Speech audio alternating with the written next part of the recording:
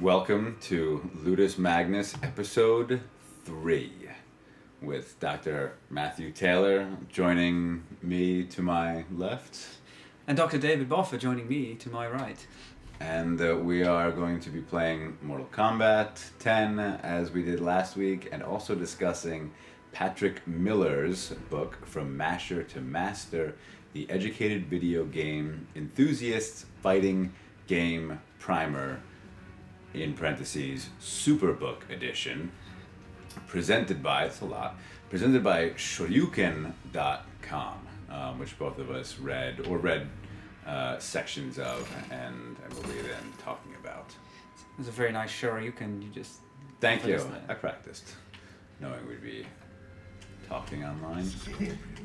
So you're going with Scorpion, all right, and you just admitted prior to the show that you are pretty confident you can beat me with Scorpion. So choosing the less manly way out and a harder character, I'll go with Cassie Cage. Let's see who I want. Brawler, takedowns, various airstrikes, and the American way. Hollywood, Nutcracker. I feel like in the spirit of, if we're disclosing everything we said before recording began, you told me you looked up online which was the best characters for the well, and the first best character was Scorpion, so which you've taken. Yeah.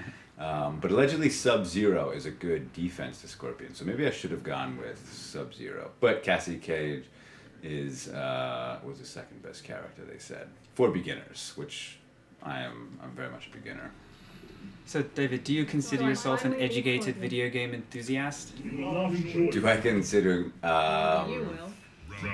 I consider myself overeducated and a video game enthusiast. Whether I'm an educated video game enthusiast is probably open to debate. Although, having read this book, I consider myself much more educated now in fighting games, certainly.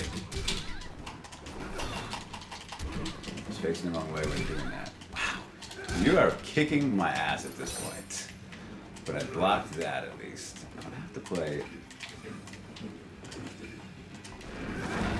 Ooh. There we go. Oh, I forgot about that little kick you found. Ooh. Okay, so Matthew Taylor demonstrating pretty handily that Scorpion seems to be working for him as a character with which to kick my ass. Early in the well played. Still plenty of time. So there's no way to block getting lit on fire, I guess. I love that. So we chose this reading because last week, or last episode, we were playing Mortal Kombat 10. Even though I played it a bit without David, still feeling a bit like we were spannering about it having been a long time since either of us had really played a fighting game. And I used to really enjoy fighting. Man, you Okay. kicked my ass. Yeah, that was pretty bad. I do it. No. Okay, that'll have to do. Not bad. Okay.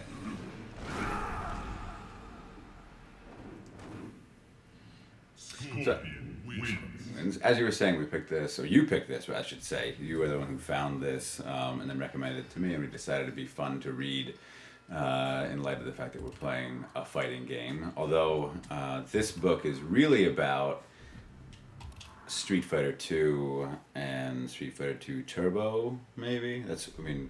Yeah, it's as an author who gets very much into the minutiae of the different versions of these games, I guess it matters a lot that it's Street Fighter 2 Turbo HD Remix Edition. Yes.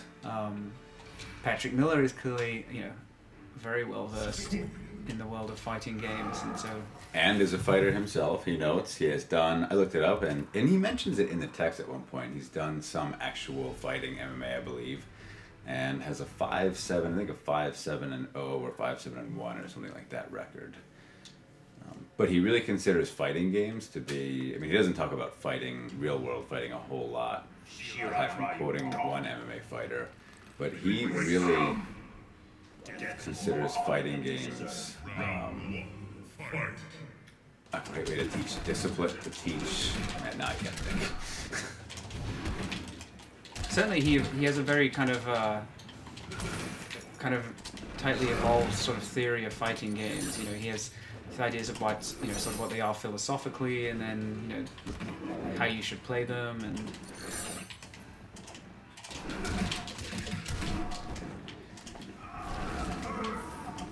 he does, and he looks at fighting games to a depth that I had never ever considered, which was cool, and not only to a depth, but also breaks them down to their essential components. The idea that a fighting game is essentially a really fancy, gussied up version of rock, paper, scissors, where you have, in place of rock, paper, scissors, you have attacks, blocks, and throws. And attacks beat...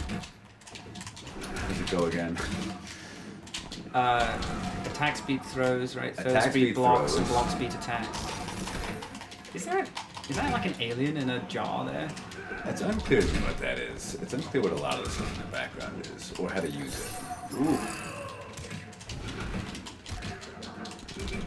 Man. And if I knew how to use it, it might help things.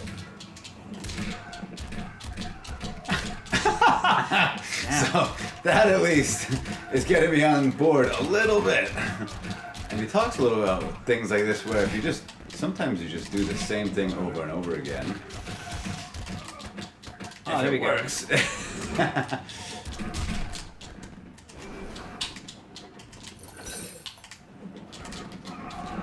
Ooh.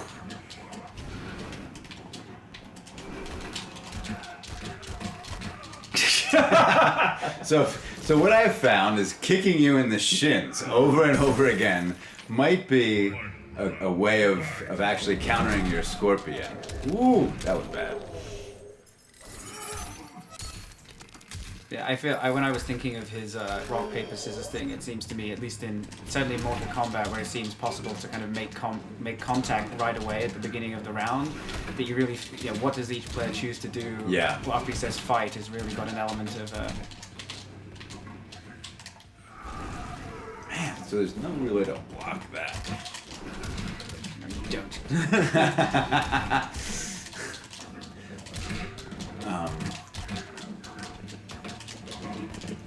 And unfortunately, I now feel like I'm finishing. Ah.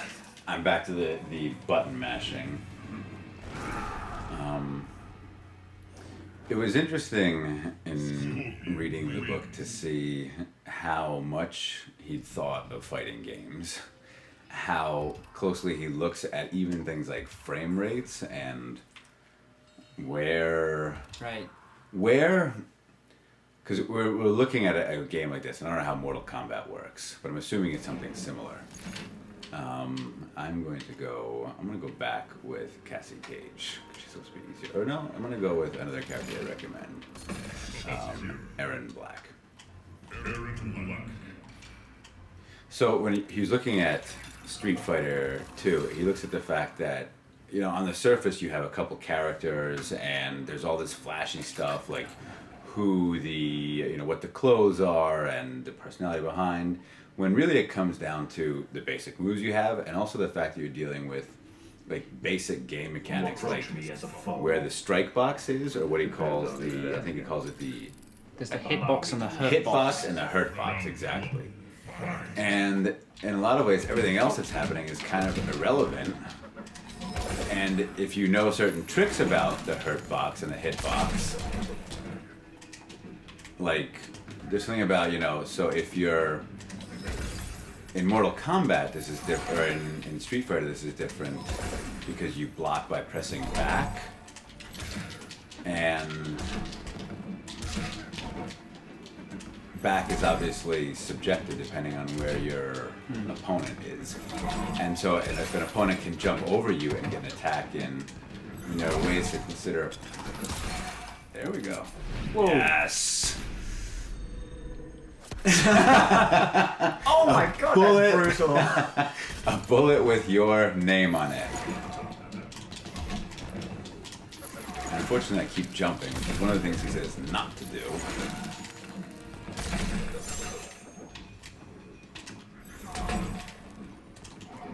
Oh yeah. Ooh. What about that? Oh, you see, That's one of it's interesting. He has talked. One of the things that at least is distinct to Mortal Kombat 10 over Street Fighter is his ability to play possum or stay longer on the ground like that. If you just somehow used to great effect. Oh, see, and this is unlike you. I know. We're I'm actually trying to be a playing. little patient. This is playing what he calls footsie, right? There's a bunch of terminology in this reading that we might drop here. So footsie is this part of the game where you're actually, rather than just coming straight at one another, sort of maneuvering back and forward for advantage. And he knows that like this is a way to win. I mean, at the end of the day, and he's talking a lot about competitive fighting games. Man, that is brutal. And the fact that really at the end of the day, the point is not necessarily to, as Matthew just did, impale you in the eye with an ice spike, and that's effective obviously, but the real point is to win, is to beat your opponent, or as he says, to essentially make the game so unpleasant for your opponent that they decide to get up and leave of their own volition. I don't know how to do any of this. Yeah, and that leads me to something I was thinking about. I've been thinking more about as we prepare for the semester, and I'm preparing to teach a class which is interested in sort of games, and I don't know, for want of a better word, social justice, which is something that you taught a class sort of about last year, or social change, I think you said, right? Mm-hmm. Thinking about what games can be good for, what they can teach, and what kind of again, to use a fancy term from Ian Bogost, procedural rhetoric they engage in. And especially reading his account of fighting games, is the idea behind the way he distills it is to make the experience as miserable as possible for the other player. Mm-hmm. I found myself actually kind of questioning, and in perhaps a very knee-jerk liberal way, like, so what do fighting games actually have to teach or impart to the people who play them? So did you get a sense that there's nothing that they have to teach and impart? Because reading this made me think there is something for them to impart, whereas previously I thought, all right, fighting games are kind of, and I enjoy them, and I played the shit out of the original Mortal Kombat. I played Street Fighter 2 a lot. Before Street Fighter 2, they were like basic Kung Fu, I think, on Nintendo and things like that. But I would not have said that they have anything to teach us, or that there's any, Don't like, speak to me it's ever. the lowest common denominator sort of a video game. But reading this made me rethink that. Well, so how did they make you rethink it? What did they? Well, because I think it depends if you approach it from the idea that like you can learn things, kind of extra video game stuff can be learned in a sense. Now, whether it translates is of course open to debate, but so he talks a lot about the fact that like you have to go practice, you have to do homework, you have to master basic skills, and it takes a lot of time, and it's very frustrating. And I think that a lot of games now, especially, it seems like the difficulty is sort of toned. Something like Arkham Knight, for example, the difficulty is really toned down. Like it's about having a fun experience and being Batman and being powerful. Whereas getting really good at a fighting game is still really, really difficult. And oh my God, if you want to be good, I mean, not that necessarily it's going to always transfer, but you have to practice, which I think is something that people are maybe unused to, especially now in video games, where a lot of them are made maybe a little more cinematically, and the point is to get an experience in game as opposed to an experience out of the game. Because a fighting game, to be really proficient, requires a lot of out-of-game skills, I think. You have to be kind of committed, you have to be dedicated, you have to have a training regimen. You have to be willing to spend time in training modes just practicing the basics of your character, of whoever you think you're going to play with. Man, that was... Sorry. You know, if you want to go beyond just being a button masher. And you have to be good at losing, and losing gracefully, and recognizing that there are people who are going to be much better at you. Lord. That was a nut breaker, I think.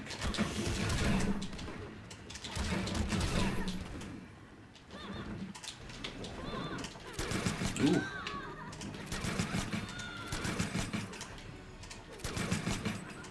You get chip damage from this. I know. So now I have to figure out what I'm going to do.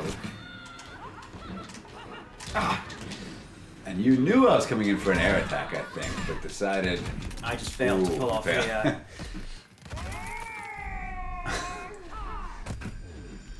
Right, so you're saying, there's the qualities of perseverance and, and the need to become an expert or train in something. Then it kind of teaches the value of that, especially in a competitive context. And I guess what you're also alluding to there a bit at the end is there's this idea of, there's another term from the book, this idea of yomi. Yeah. Which is this, I think it's a Japanese word, right? I think so, yeah. Which, as I understood, is basically the kind of the practice of trying to kind of second guess what your opponent is going to do. Mm-hmm. And as you say, at that point, I did indeed expect that you were coming in for an aerial attack. I just failed to pull off the button combination that would have fired the rockets at you. Which requires practice, of course. Yeah. Goes Cassie Cage again. Do you? I don't want to be the one harping on this because obviously I love it. I love enjoying this too. I'm gonna take her down, I guess then.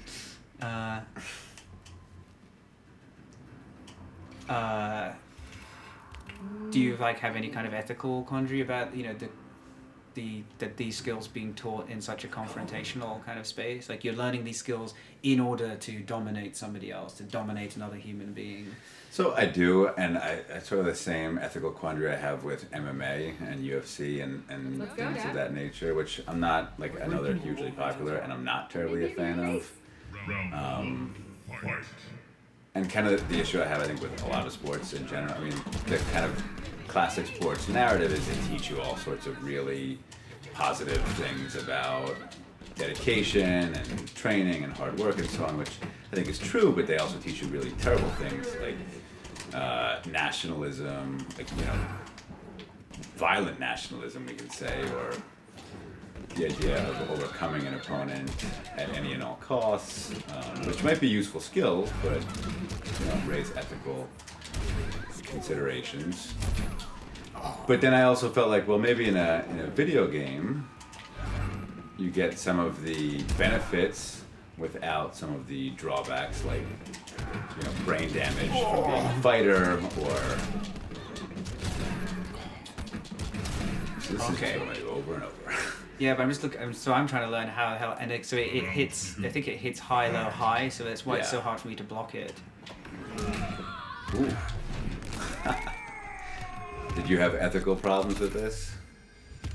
Or do you see any value in learning from a fighting game? I don't know. I mean,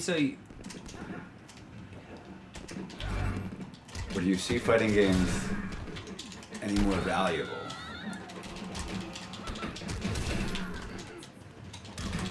Ooh. Sorry. It's hard to think and fight. Ooh. Man, I have yet to do an X-ray. Oh yeah, you can do that, can't you? Ooh. Face full of that.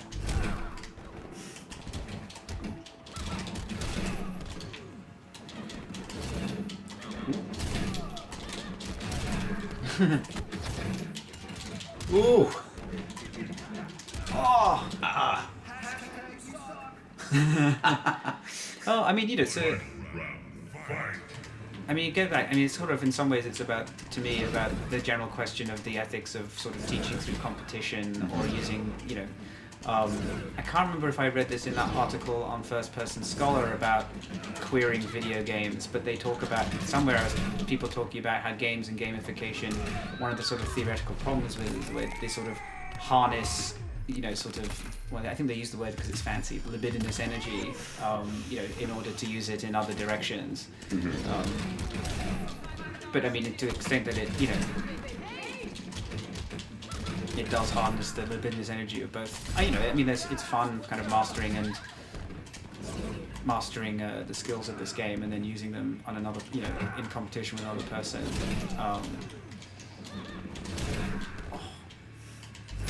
Annoying.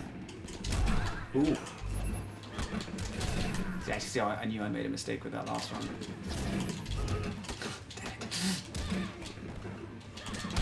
Ooh.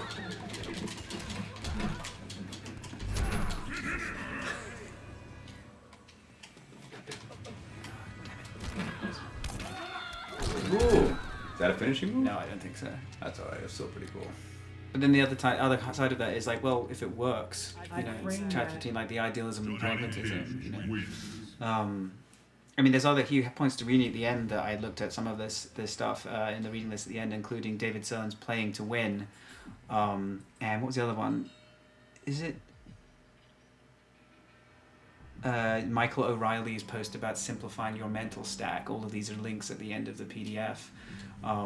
And so the Playing to Win, I mean, they're both more philosophical in a lot of ways. So Playing to Win is sort of a less technical treatise, I think, than the Fighting Game Primer. But it really, is trying to get into the mindset of what you should be doing in order to win.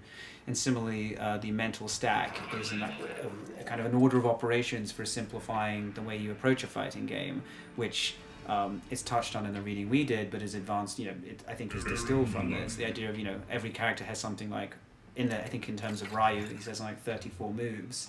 But if you're trying to think through 34 moves in any given competition, it'd be a lot simpler if you'd already decided on 6 moves that you were just going to use in any situation. Mm-hmm. And he has like a nice set of flow diagrams that show you how the mental process is involved in trying to play with those. Which are, again, there are some good lessons there, right? Like, who's to say that a mental stack couldn't have a kind of a good use value outside of even competitive settings, let alone fighting settings. At the same time, we are like tearing each other's spines out. But if it's fun, I mean, I think that's. This is something that I think came with the GLS conference. The idea that educational games so often sacrifice the actual fun. Like, you're very clearly meant to be learning something. And where, what I think needs to be bridged is a game that is this fun, because this is just fun, like, this is addictive.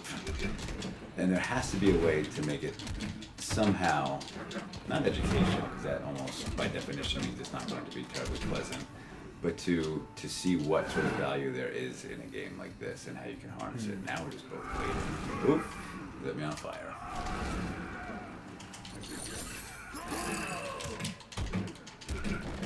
Failing to do anything good with that spear. Getting your blocking game up there. I'm trying. As he notes, that was not very good. So he notes that the blocking game is really critical in fighting games. I would say you're Yomi as well, right? Because you knew that when I was that far away from you on the screen, I was going to be wondering something. Oh, where did that come from? There we go. Did he write that in Comic Sans? I hope he did.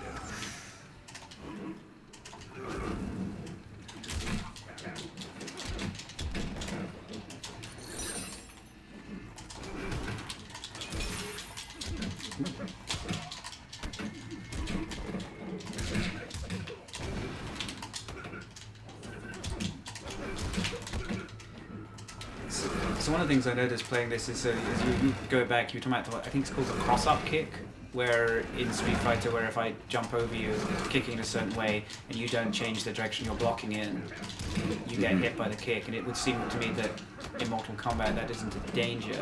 Yeah, so if I'm hitting the block key, it will essentially block even if I'm not facing the right way. Wow, that was devastating.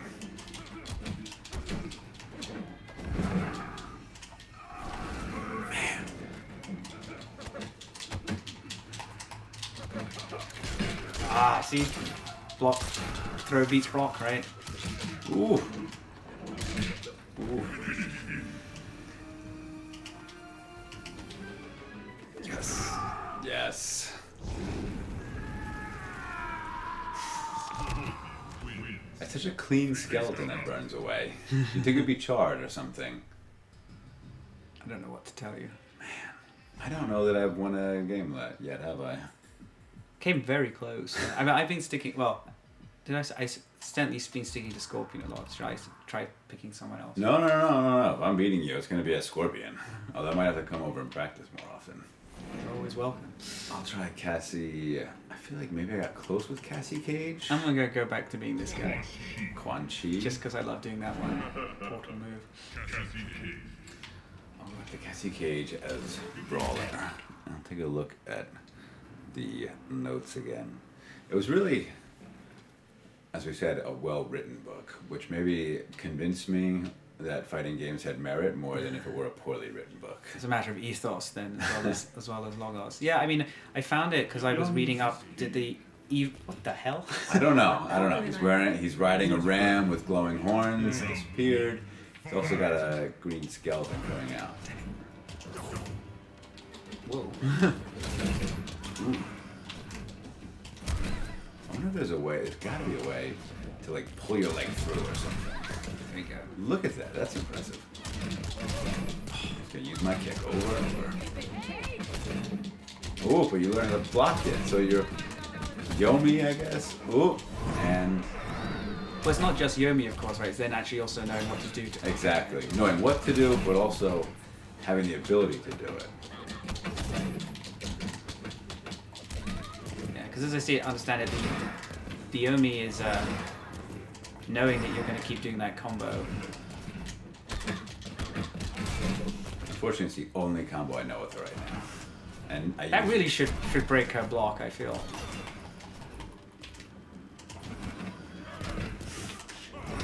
Ooh. Oh, you get an overhead. Whatever.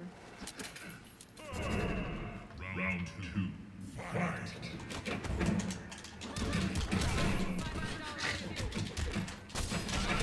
Oof. Yeah. Try different things.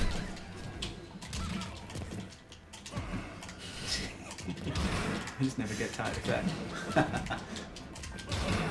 So, and one of his things, I can't stop myself from jumping. I think maybe I'm just too impatient.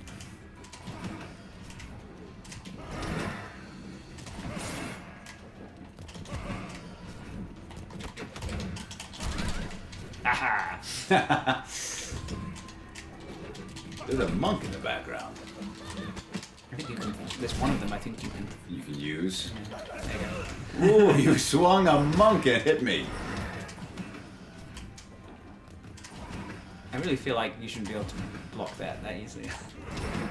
Well, you figure that's a game mechanic that they must have put in, because otherwise, I mean, it's interesting to think of how he talks at the very beginning that playing a good fighting game well is essentially the opposite of game design, because you're trying to create an unpleasant experience for somebody Oh yeah. via game mechanics. And then at the closer to the end, he talks about how for game designers the fireball presents a problem, because you don't want a mechanic that essentially is unbeatable over and over. And for some beginner players, if you have a couple skills, you can become unbeatable just by doing the same thing over and over and over again. And so fighting games, ooh, look at this, this is terrible. Fighting games do, after having read this, I have a new appreciation for how game designers have to think about fighting games, and the fact that you need a balance. You can't just have like a character that's, if you're gonna make it replay value, you can't just have characters that are simply overpowering. Yeah. Or you can't make it, a game where all you need to do is essentially hit the same button over and over and over again. Well played, sir. Let's see if we can. Move list? Move list. How do I look at different moves? With the A button. The A button. I have to tell him it's the A button, and he beat me. That's embarrassing So for there's you. different. You want to go over to. Oh, look at this. Special moves. Finishing moves. Selfie. It doesn't tell you. Bubblehead. Mid. Forward, down, back, forward, X.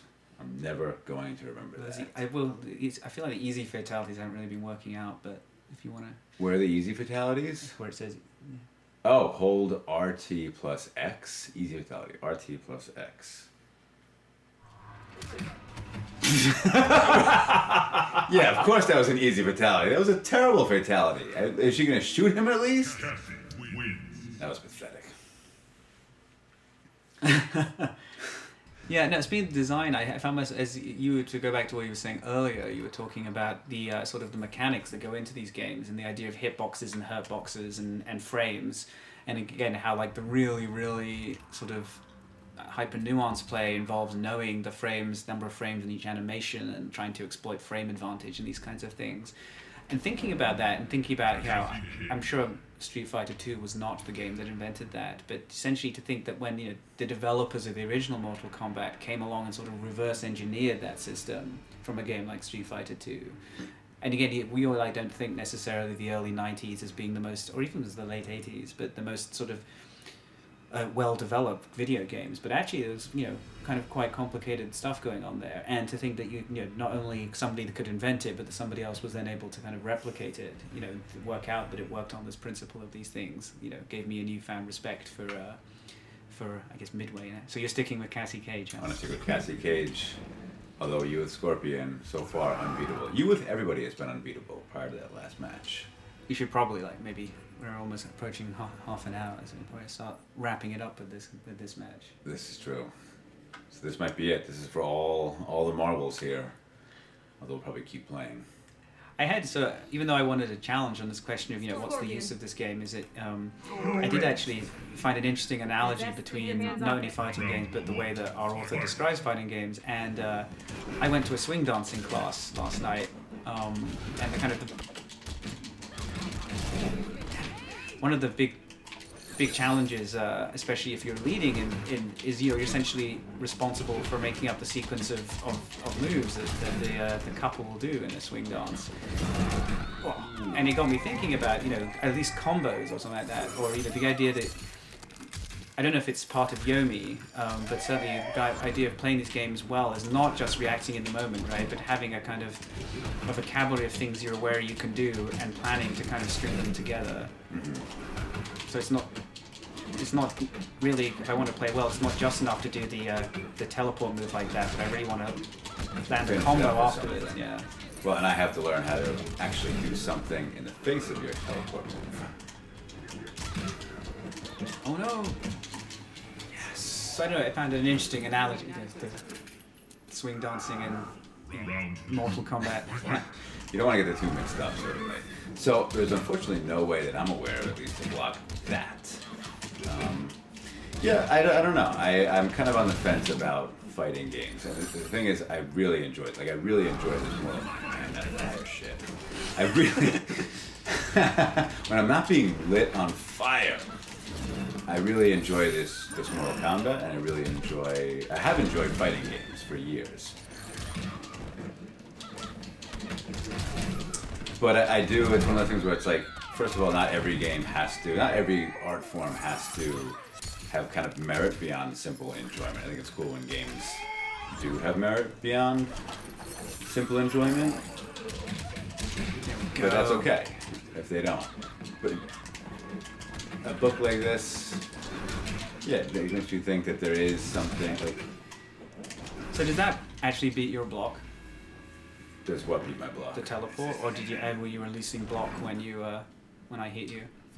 I don't think so. I think that I think I can block the teleport, to be honest.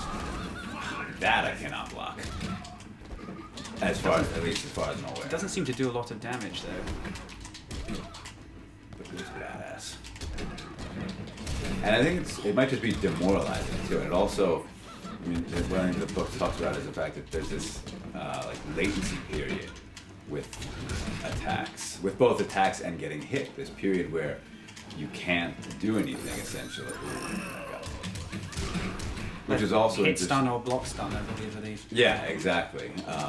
Which was also a factor in Bloodborne. When you and I were playing Bloodborne and we had that giant axe. That axe had a really long period. You start the animation and essentially you have to wait like 3 seconds until you finish swinging the axe. Man.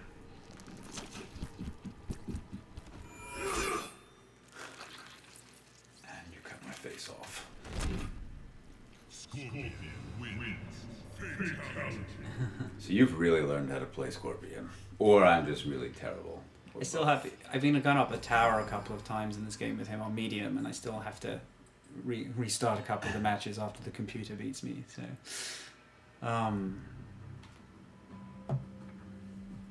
yeah. So do you feel? Do you feel like reading the book made you a better fighter or a better fighting gamer? I think it made me a worse fighting gamer right now. Because I think there's this moment of. So I read this and I realized, oh my god, fighting games are there's way more going on than I was ever aware. And it. Not that I would have beat you today had I not read this book. I think I would have lost because your Scorpion skills are better than they were even just a couple weeks ago. What I am now is a more aware fighting game player. And I know, I have a sense of what I am doing poorly, and what I would need to do to become a better fighting game player. What I don't know is if right now I don't think I have the time to dedicate to becoming a really great like Street Fighter 2 player as much as I would like to. Nor do I know if I have the kind of thumb reflexes, the physical abilities to become a much better player. And that was something that I think was interesting too, the idea that fighting games, even though you're playing a video game, are intensely physical, and that's why most players play with those Sticks, right? The sticks, exactly. And he makes a really good point. Like your thumbs, I mean, you have only so much kind of control in some ways over your thumbs, whereas if you're using your whole body, it becomes a much different game. I don't know about you, but this is a game where I actually I don't use the thumbstick, I actually use the D-pad because I find it less precise for I noticed in some of the videos of some of the champs, especially the Street Fighter champs who have the big sticks, when they're not playing, their right hand, the fingers are just fluttering over the buttons, like to maintain, I don't know if it's to maintain looseness or reflex or something, but they just sit there looking like they almost have a kind of palsy or something between games. I was heartened though to see that the world or Evo champion at Mortal Kombat plays with a controller rather than a stick. I don't know if that's I don't know if that speaks to the broader trends of the two games or if he's unusual for that behavior. But So I was not playing with the D-pad. I was playing with the stick, and maybe that is part of the problem. I mean, I don't think I would have won. I think there was no doubt today that you were going to kick my ass in a number of games, which is in fact what happened. But yeah, I think maybe it speaks to the idea that like I'm looking at the game still, and I don't know if you are, but I in some ways look at the game still through the directional, through the stick, which is like very fluid and kind of impressed with all this slick stuff that's happening on the surface. Whereas really at its heart, that's irrelevant. Like it is just a D-pad and button game essentially.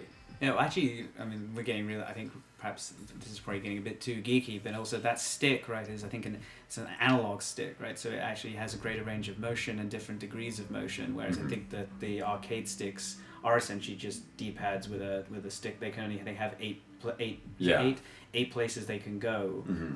So actually, it's not only is it larger in size, it's a difference from the little stick on the controllers. So another reason perhaps to avoid the stick.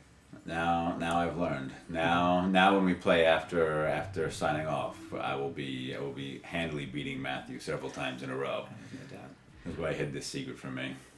So I think there's this one, I mean, maybe sentence to finish on, one sentence that stuck out to me. I'm going to have to paraphrase it because my notes are somewhere else. But ultimately, I think he kind of like sums up one place. The idea is that you should want to become literate in fighting games. And, again, because we're nerdy college professors, that really stood out to me, the idea of being, I've read about the idea of being gaming literate or games literate before, but the idea that being literate in something, right, provides a richer experience.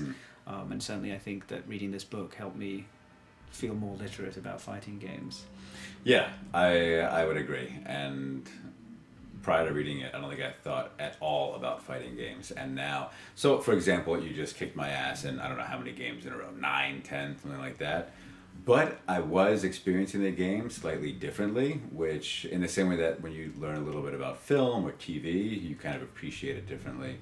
I felt like today, the ass whoopings you handed me, I was appreciating not just as like, oh, I'm getting beaten, this is so much fun, but I was picking up on things that I was doing wrong or well, or that you were doing well or poorly, and on the experience that designers were trying to create for us. I think there's a lot more to fight. I mean, like everything, there's a lot more to the games that I hadn't thought about prior to reading this. And while I wouldn't say I'm literate in fighting games yet, I'm aware of the fact that there is a literacy to fighting games, and that it seems worth looking at. Whether or not it's ethically valuable or right or something is another question, but clearly there is a literacy to these games that is worth looking at.